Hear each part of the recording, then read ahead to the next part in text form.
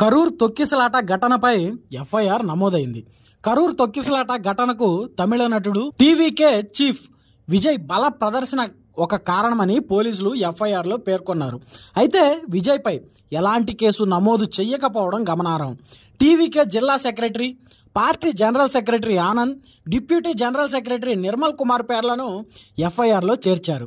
ప్రచారానికి విజయ్ ఆలస్యంగా రావడము జనం భారీగా చేరడానికి కారణమైందని పోలీసులు తెలిపారు. ఈ విషాద ఘటనలో మృతుల సంఖ్య 41కి చేరింది. అయితే ఇప్పటికే విజయ్ చనిపోయిన కుటుంబీకులకు 20 లక్షలు ప్రకటించారు.